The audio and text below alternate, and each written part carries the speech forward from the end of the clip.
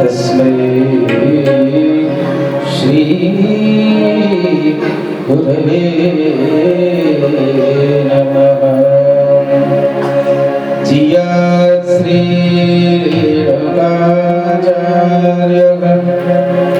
शिवाचार्य शिखामणिः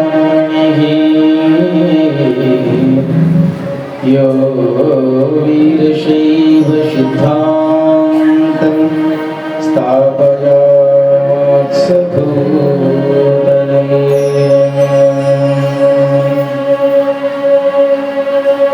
सर्वांनी ज्यांनी टेका दिलेले त्यांनी टेका सोडून बसा, ताट बसा,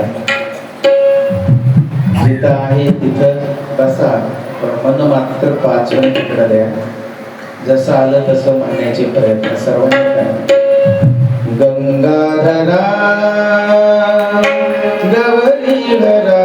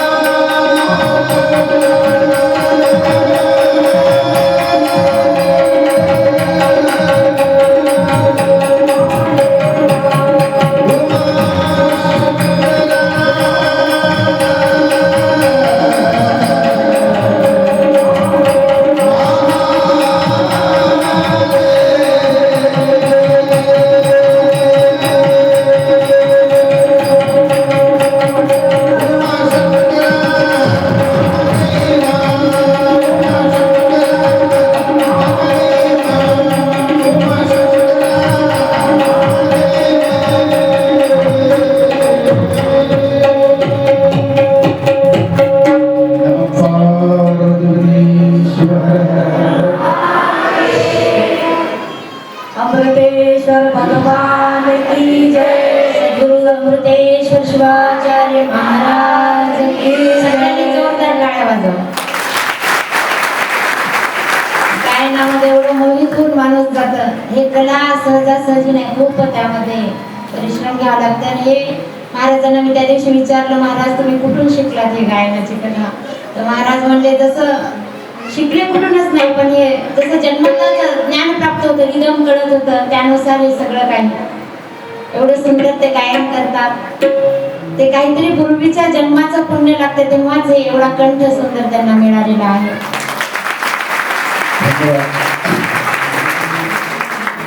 ओम शक्ती विशिष्ट परब्रह्मणे नमः। पंडितम पंडिताराध्यादिस्तरभूतम अखंडम दंडवत वंदे सूर्यमंडल मंडितम। प्रातस्मरणीय वीर शैव वैवल मतस्थापनाचार्य जगदाधी जगद्गुरु रेणुकाजी पंच आचार्यांच्या चरणी अनंत भक्तिपूर्वक प्रणाम समर्पित करीत अमृतेश्वर मठाचे कर्तृगादी भगवान अमृतेश्वरापासून सद्गुरु लिंगैक्य बाळेश्वर शिवाचार्य महाराज व लिंगैक्य जगद्गुरु सिद्धेश्वर लिंग शिवाचार्य महास्वामीजी पर्यंत जी गुरु परंपरा झालेली आहे, त्या गुरु परंपरेला अनंत प्रणिपात नमस्कार करीत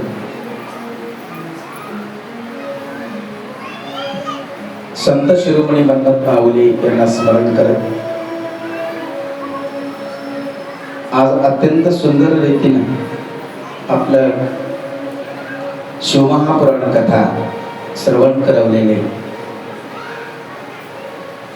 अत्यंत सुंदर असं वाणी, त्या सुमधुर वाणीतून तुम्हा सगळ्यांना मनाला स्पर्श व्हावं या रीतीनं कथामृत तुम्हा सर्वांना ऐकवलेले शिवभक्त परायण सौ रूपालीताई मन्मथप्पा घोंगडे परिवार एकदा जोरदार टाळ्या वाजवून अत्यंत सुंदर असं लहान वयामध्येच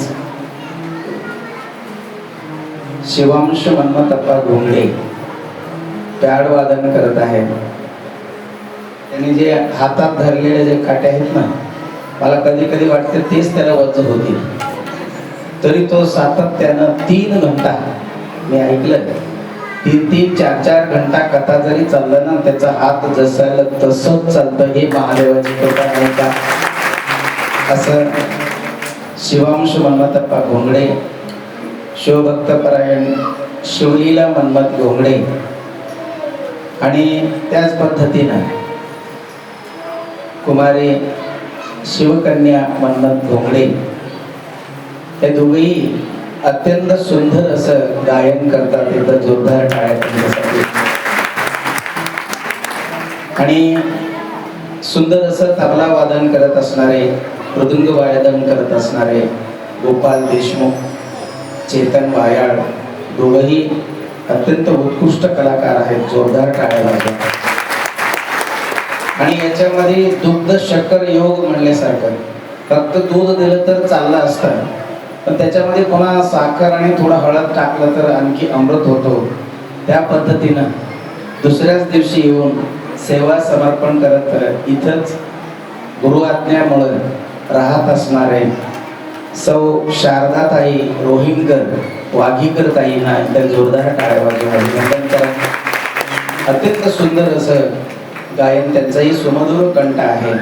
अशा कंठामधून तुम्हा सगळ्यांना भजन शिवपाठ श्रवण करत असणारे शारदाताईजी, आणि हे तुम्हा सगळ्यांना सकाळच्या प्रातः काळामध्ये सुंदर असं पारायण नेतृत्व स्वीकार केलेले आमचे शिवभक्त परायण विद्वान सखारामप्पा केदारी चाठणकरजी, यांचंही नाव आपलं जोरदार टाळ्या वाजवा. आणि विशेष करून आज सकाळचा अल्पोपहाराची व्यवस्था गोविंद विश्वनाथप्पा बल्लमखाने, गवळी समाजातील एक सद्भक्त, त्यांनी प्रतिवर्ष फळाराची व्यवस्था घेतो. याही वर्षी त्यांनी अन्नदानाची व्यवस्था घेतली. एकदा जोरदार टाळ्या त्यांच्यासाठी करतो. आणि दुपारचे अन्नदाते त्र्यंबकेश्वर माधवप्पा लांडगे परिवार, हे सुद्धा तेवढंच वैभवानं आनंद रीतीमध्ये आज त्यांनी अन्नदान केलेले आहे दुपारचं. त्यांच्या नावानं जोरदार टाळ्या बोलूया. आणि आज विशेष करून आताच आमचे पत्रोळ सरांनी सांगितले, सभा संचालन आतापर्यंत कुठं दिसलं नाही मला. लगेच मी इथं आले की माझ्या मागं आले. जोरदार टाळ्या वाजवा. आमचे सर कुठं असलं तरी पटकन आम्ही स्टेज चढण्याच्या अगोदर माझ्या मागच येतात. 2 घंटा दिसत नाही, आज दिसले पटकन. तर आमचे पत्रोळ सरांच्या नावानं जोरदार टाळ्या वाजवा. असे आमचे पत्रोळ सर म्हणत होते की जावाईचं खाल्लं नाही पाहिजे, पण त्यांना कदाचित माहीत नाही, ते पण वजरचे आहेत, पण इथले नाही. त्यामुळे त्यांना माहित नाही आमच्या गावात उलट नदी. त्यामुळं आम्ही जावायचं आम्हाला पचतंय. त्यामुळं आम्ही आज गेल्या कित्येक वर्षापासून कुमारी वेदश्री जगदीशप्पा नंदकुले हे छत्रपती संभाजीनगरला राहतात. तिथंच त्यांचं वास्तव्य आहे, तिथंच घर आहे, तिथंच सगळं जॉब आहे, सगळं आहे. आणि त्यांचं कन्येचं वाढदिवस निमित्त, जन्मदिनानिमित्त प्रित्यर्थ बघा, अभिष्ट चिंतन, जन्मदिवसाचं अभिष्ट चिंतन करावं तर आमच्या नंदकुले परिवारासारखं करावं. एकदम जोरात टाळ्या त्यांच्यासाठी. आणि आम्ही बी त्यांना बोलत नाही, आम्ही म्हणजे त्यांना सांगत नाही पत्रिकेत नाव टाकलं काय टाकलं. आम्ही वेदश्रीचा जन्मदिवस कधी आहे तेवढं तारीख विचारतो. त्या तारखेनुसार आम्ही त्याचं तारीख पत्रिकेमध्ये त्याच तारखेला त्याचं पंगत यावं अशा पद्धतीचं एकदा जोरदार टाळ्या वाजवून कुमारी वेदश्री जगदीश नंदकुले त्याचं आज जन्मदिवसाचं अभिष्ट चिंतन आहे. अजून एकदा त्या लेकराचं जोरदार टाळ्या वाजवून. आज कथेमध्ये तुम्ही श्रवण करत असताना तुम्ही थोडं आठवा, पहिल्या दिवशीपासून काय काय स्वीट झालेले आठवा ना. पहिल्या दिवशी काय खाल्लंय, दुसऱ्या दिवशी नाही, दुसऱ्या दिवशी काय खाल्लंय, तिसऱ्या दिवशी नाही. आज 4था दिवस आहे, आज वेगळंच आहे. जे बाया तिथं बांधत होते त्यांना माहिती काय, जे महिला मंडळी पुढं तोंड करून कथा ऐकू लागल्या त्यांना काहीच माहिती नाही. त्यामुळं आज सांगू, थोड्या वेळानं तुमच्या ताटात येणार आहे, तरी मी सांगतो कारण जावायचं आहे. मोतीचूर लड्डू आहे, त्यामुळं ते मोतीचूर सारखंच त्यांची कन्या आहे. एकदा जोरदार टाळ्या वाजवा. गोल गोल गोट्यासारखं सुंदर असं संस्कार असणारी कन्या त्यांना प्राप्त झालेली आहे. आणि मी तर असं म्हणेन, ज्यांच्या घरामध्ये कन्या आहे ते शिवमहापुराण कथेच्या माध्यमातून मी बऱ्याच ठिकाणी सांगतो आणि सांगत जाणार आहे, सांगत चाललेलं आहे. ज्यांच्या घरामध्ये कन्या जन्माला आले ते सगळ्यात भाग्यवान माणसं असतात. भाग्यवान माणसं. दुर्भाग्यवान माणसाच्या घरी कन्या रत्न जन्माला येतच नाही. ज्यांच्या घरी फक्त पोरच आहेत त्याने समजून घ्यायचं आमच्या इतके दुर्भाग्यवान माणसं कोणी नाही. ज्यांच्या घरी कन्या आहेत त्यांचं घर मात्र काय, भाग्यवान माणसं. कारण सगळ्यात श्रेष्ठ दान जर कोणतं असेल कन्यादान आहे महाराज. तर तो कन्यादान करण्याचा जो योग आहे तो भगवंत सगळ्यांना देत नाही. काही काही जणाला तर 3-3, 4-4 मुली आहेत. जोरदार टाळ्या वाजवा त्यांच्या. बरेच जण म्हणतात, मला तर असं वाटतंय बरेच जण कन्या रत्न जन्माला आली ना जिलेबी वाटतात. मी तर असं म्हणेन, कन्या रत्न जर तुमच्या घरी जर जन्माला आली ना तर तुम्ही त्याचं 10 पट वजना इतकं पेढे वाटप करा. जोरदार टाळ्या वाजवा. याचं कारण असं आहे, आताच तुम्ही आईचं महिमा ऐकले. आज दिसलेत आमचे वडळीचे आभार.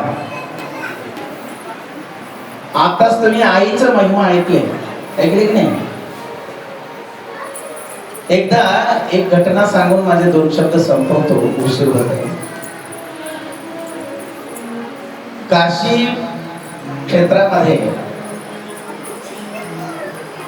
जगद्गुरु शंकराचार्य भाष्य लिहित असताना सगळ्यात लहान वयामध्ये जगद्गुरु झालेला जर कोणता व्यक्ती असेल तर तो आद्य जगद्गुरु शंकराचार्य आहेत. वयाच्या 16व्या वर्षी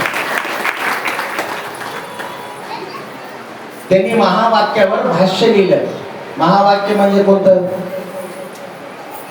अवघड आहे महाराज. अहम ब्रह्मास्मी तत्त्वम असि.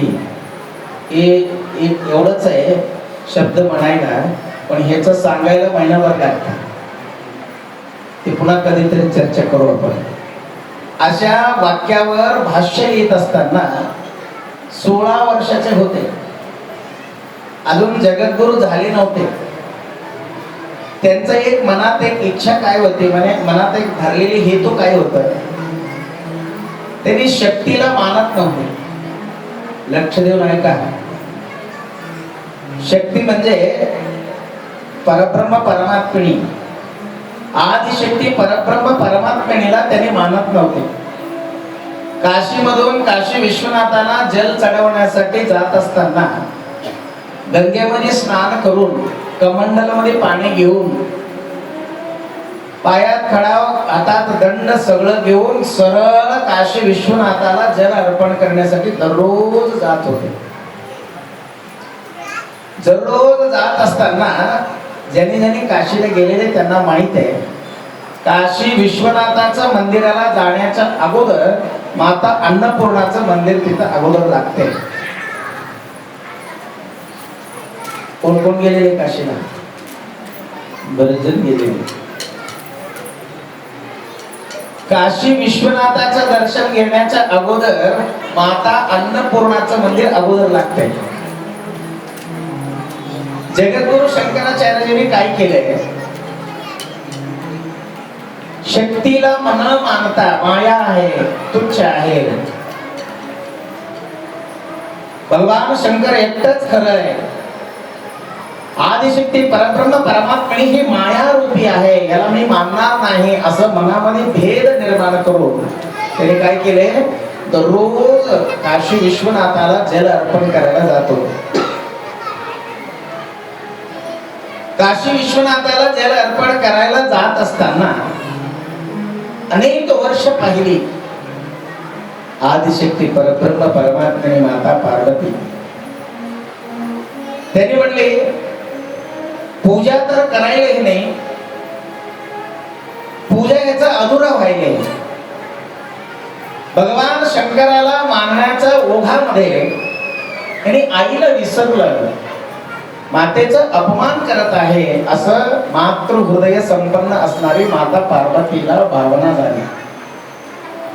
मग एक दिवशी माता पार्वती ह्याला बुद्धी शिकवावं म्हणून कमंडल दंड घेऊन जल घेऊन काशी विश्वनाथाला जल अर्पण करायला जात असताना त्या काशी विश्वनाथाला जल चढवायला जात असताना अगोदर जे माता अन्नपूर्णाचा जो स्थान लागतो त्या स्थानाच्या समोर आल्यावर त्यांनी सगळं शक्ती ओढून घेतली. आपल्या शरीरामध्ये शिव बी आहे, शक्ती बी आहे. हे मी बोलायलो ही शक्ती आहे, की जे दिसतं ते शिव आहे. दिसायला की नाही? हे हात असा आहे तर असंच राहणार, याच्यात जर शक्ती आली तर हे वरी जाणार. मग शक्तीला सोडून शिव नाही, शिवाला सोडून शक्ती नाही. जल घेऊन जाण्याची शक्ती कोण दिलं? माता पार्वतीनं दिलं. मग माता पार्वती काय केली? ते सगळं शक्ती त्याच्या दारात समोर आले की सगळं शक्ती ओढून घेतली. मग सगळं शक्ती ओढून गेल्यावर काय होते? तुम्ही बी कधी कधी म्हणता की नाही, चक्करच आली, खालीच बसलो, पडूनच गेले, मला कळालंच नाही, मी सुधीवरच नव्हते. त्या थोड्या वेळा करता शक्ती निघून जाते, शक्ती माता निघून जाते. आणि अशा अवस्था जगद्गुरु शंकराचार्यांनी जेव्हा झालं जल चढवायला जाण्याच्या अगोदर माता अन्नपूर्णेच्या मंदिरासमोर आले, सगळं शक्ती ओढून घेतली. मग मूर्छित अवस्थेमध्ये पडले. दंड एकाकडं, कमंडल एकाकडं, सगळं पडलं. आणि थोडा वेळ माता वाट बघितली. आणि अत्यंत कोमल हृदय कोणाचं असतं? आईच असतं. आता सरांनी सांगितलं, ताईनं सांगितलं, तुम्ही देवाला नमस्कार करा न करा, गुरुला नमस्कार करा न करा, पण तुम्हाला या जगाला आणलेलं आई वडिलांचं चरण मात्र तुम्ही दररोज नमस्कार केला पाहिजे. हे शास्त्र सांगतो. मातृदेवो भव, पितृदेवो भव, मग नंतर आचार्य देवो भव, मग गुरुदेवो भव. पहिलं वाक्य कोणतं आहे? मातृदेवो भव, पितृदेवो भव, आचार्य देवो भव, गुरुदेवो भव. शास्त्रामध्ये सुद्धा आईला मोठं स्थान अगोदर दिलेले आहे. म्हणून जर तुम्ही आई वडिलांचं चरण नमस्कार न करता जर तुम्ही सगळ्या भारतातलं जगातलं सगळं जर तीर्थक्षेत्र करून आले तर आई वडिलांचं चरण जर तुम्ही नमस्कार करत नसेल तर त्या तीर्थक्षेत्राचा काहीही उपयोग होणार नाही. असं त्या आई वडिलांच्या चरणाचं महत्व आहे. आणि तुमचं चमड्याचं 7 जोडी पादुका करून जरी त्या दोघाला दिलं ना, तुम्ही त्यांचं ऋण फेडू शकणार नाही. असं आई वडिलांचं महत्व. मग त्यांनी मूर्छित अवस्थेमध्ये पडले, शक्ती क्षीण झाला. थोड्या वेळानंतर पुन्हा माता पार्वतीला दया आली, पुन्हा शक्ती प्रदान करते. उठून बसतात. दंड एकाकडं, कमंडल एकाकडं, पादुका एकाकडं, वस्त्र एकाकडं, भस्म एकाकडं, सगळं रस्त्यानं पडलेले. उठून बसले की पहिलं बसतानाच असं उठतानाच असं उठले की त्यांचं तोंड माता पार्वतीकडे झालं. मग त्यांनी पश्चाताप केलं, मी माता भगवान शंकराला काशी विश्वनाथाला मागण्याच्या ओघामध्ये माता पार्वतीचं मी अपमान केलं. माझं एक मूर्ख व्यक्ती या जगामध्ये कोणी नाही, म्हणून पश्चाताप करून त्यावेळी त्यांनी एक आईबद्दल वाक्य लिहितात. लक्षात ठेवा सगळ्यांनी, आईबद्दल कोणी एक वाक्य लिहितात. आता प्रत्येक आई त्याचा मुलगा जर तेवत असलं ना, कोणती आई असं सांगते का ओ एवढा 10-12 पोळ्या लागतो रोज? म्हणते का आई? तुमची पत्नी म्हणू शकते हा खरंय खोटंय? तुमची पत्नी म्हणू शकते, पण तुम्हाला जन्म दिलेल्या आई जर मुलगा जेवायला बसला, कोणी जर बाहेरून आले, त्याला जेवण झालं का, जेवलं का असं जरी विचारलं ना, जर कोणी पाहिलं टोकून तर त्याच्याकडं, तर आई म्हणते अर्धाच पोळी जेवलं, आता पोराला जेवणच जाईल. त्याने 8 पोळ्या तोडवलेल्या असतात, तरी आई काय सांगते अर्धाच पोळी जेवलं, जेवणच जाईना. असं सांगणारे प्राणी या जगामध्ये कोण आहे? आई आहे महाराज, आई आहे. आईशिवाय या जगामध्ये तसं कोणी सांगू शकत नाही, आईशिवाय कोणी सांगू शकत नाही. मग तसं त्यांनी उठून बसले, माता पार्वतीकडे त्याचा तोंड झाला आणि म्हणले, मनामध्ये क्षमा मागितले, हे माता, हे जगन्नाथ, मी काशी विश्वनाथाला मानण्याच्या ओघामध्ये मी तुझा अपमान केला, मला क्षमा करा. आणि मी तुमच्यावर एक वाक्य लिहितो, म्हणून त्यांनी एक वाक्य तेव्हा लिहून ठेवलेले आहे. काय म्हणले? कुपुत्रो जायते क्वचिदपि कुमाता न भवति. म्हणजे कुपुत्स बुद्धीवाले लेकर या जगामध्ये जन्माला येऊ शकतात, कुपुत्स बुद्धीवाले माता या जगामध्ये जन्माला आला नाही आणि येणारही नाही, म्हणून त्यांनी पश्चाताप करून लिहिलं. एवढंच नव्हे, तेव्हापासून 4 शक्तिपीठाचं स्थापना त्यांनी केलं. सांगण्याचा उद्देश, शिवमहापुराण कथा तरी श्रवण कराच.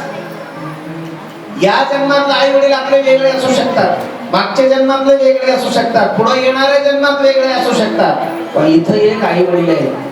हे आई वडील मात्र मागही तेच होते, आजही तेच आहे, पुढेही तेच राहणार आहे. ते म्हणजे माझे भगवान शंकर व माता पार्वती. हे दोनच आई वडील सगळ्यांना समान प्रेम देणारे प्रप्रथम दंपती जर कोण असेल तर तो भगवान शंकर व माता पार्वती आहे. अशा कुपुत्रो जायते क्वचिदपि कुमाता न भवति. कुपुत्स बुद्धीचं संतान जन्माला येऊ शकतात, पण माता कधी जन्माला येणार नाही. म्हणून आद्य शंकराचार्यजीनं 16व्या वर्षी, एवढंच नव्हे, संन्यास धर्म स्वीकार केल्याच्या नंतर त्यांच्या आईचं निधन होतो. ऐका, संन्यास धर्म स्वीकार केल्याच्या नंतर आईचं निधन झालं, शिवैक्य होता. त्यावेळी सुद्धा बरेच संत संन्यासी लोक त्यांना विरोध करतात, तुम्ही आईच्या मातीला कसं चालले. त्यावेळी जगद्गुरु शंकराचार्य म्हणतात, असा अनेक जन्म जरी मी घेतलं ना, पण मातेचं ऋण मात्र फेडता येणार नाही. हे ऋणातून प्रत्येकाला मुक्त व्हावं लागतं. म्हणून त्यांनी सुद्धा स्वतः तिथं जाऊन अंतिम संस्कार केला, असं त्यांच्या चरित्रामध्ये येते. आजकाल कलियुगामध्ये आपण बघतो, आई मुलाचं भांडण होतंय. मुलगा आईला म्हणतो मी तुझं तोंड बघणार नाही, आणि आई मुलाला म्हणते मी तुझं तोंड बघणार नाही, आणि तू माझ्या मातीला यायचं नाही, मी तुझ्या मातीला यायचं नाही. अनेक उदाहरण या जगामध्ये बघायला भेटतो.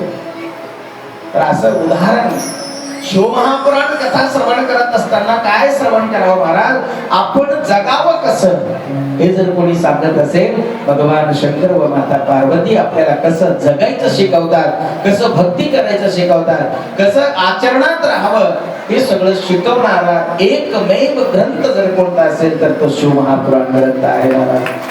शिवमहापुराण ग्रंथ, त्या शिवमहापुराण ग्रंथ सांगणारे संपतात, ऐकणारे संपतात, पण ग्रंथ मात्र कधी संपत नाही. म्हणून नेहमी हे लक्षात ठेवा, अनेक जन्म जरी आलं ना तर आपल्याला शिवमहापुराण कथा कधीच संपणार नाही. असं महत्वाचं कथा आमच्या ताईच्या बुखार विंदातून तुम्ही सर्वांनी श्रवण करत आहात. एकदा जोरदार टाळ्या त्यांच्यासाठी बनते. मी पहिला त्यांचा फेसबुकवर कथा श्रवण केली. मी म्हणलं ठीक आहे, आणि विशेष एक त्यांचा विशेषता काय आहे, त्यांचे सासरे बुवा इथं आलेले, म्हणजे भोंगडे अप्पाचं, मनोहर अप्पाचे वडील जनक. बघा, सुनबाई कथा करणार, लेकर वाद्य वाजवणार,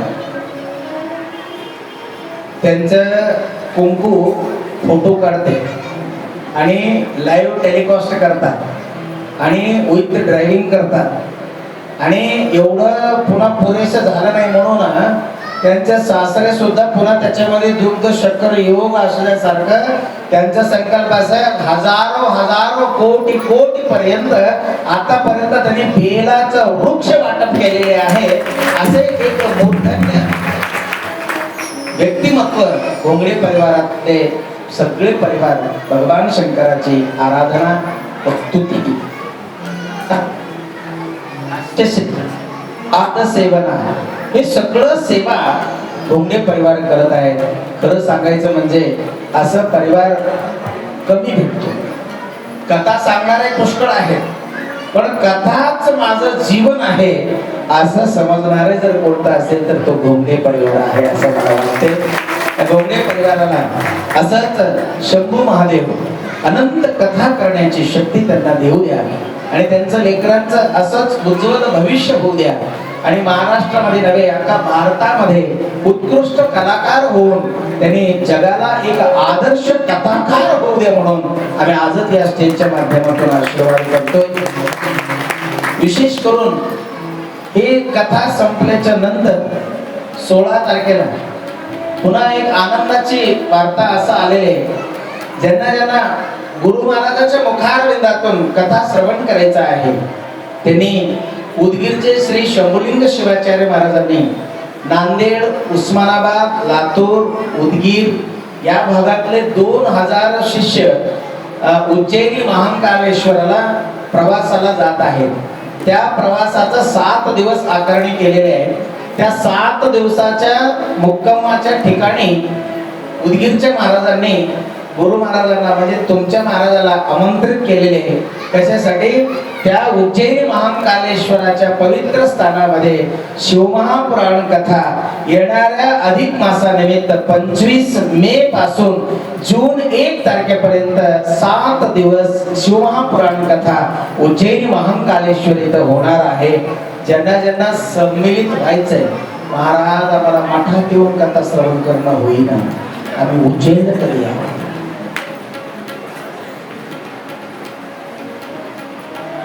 ज्यांना यायचंय त्यांनी संपर्क करा.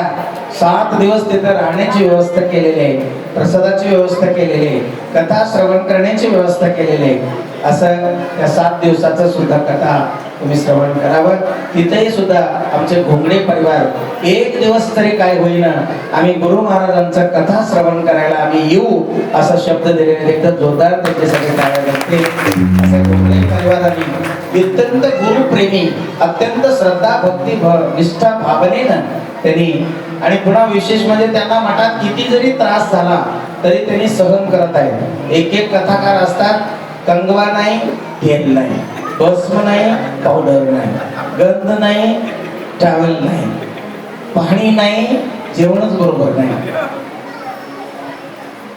असे खूप जण खूप बघितलं. यांचं स्तुती नाही. इथं आल्याच्या नंतर तरी एका शब्दात सांगितलं, महाराज तुम्ही काही बघू नका, हे माझं माहेर घर आहे. माहेर आल्याच्या नंतर, बापाच्या घरी आल्याच्या नंतर लेकाने स्वतःचं कार्य स्वतः करून घ्यावं लागतं. इथं काहीही तुम्ही भेद भावना न करता, हे माझं मत आहे, हे आम्ही आमचं करून घेतो, तुम्ही काहीही त्रास करून घेऊ नका असं त्याने एक सरळ भाषामध्ये सांगितलं. एवढं उदार मनाचे, अंतःकरणाचे भोंगडेताई व त्यांच्या परिवाराचे आहेत. आहे त्या स्थितीमध्ये, आहे त्या परिस्थितीमध्ये, आहे त्या व्यवस्थेमध्ये सम्मिलित होऊन सगळ्यांसोबत मिळून मिसळून राहण्याची जो त्यांची बुद्धी आहे, हेच त्यांच्या मनामधलं प्रेम सर्वांना आदर आतिथ्य निर्माण करतो. असं भोंगडे परिवारांना अनंत अनंत मंगल आशीर्वाद प्रदान करून आज कुमारी वेदश्री जगदीश अप्पा नंदकुले यांच्या नावाने एकदा जोरदार टाळ्या वाजवा. आणि आता नंदकुले परिवार आणि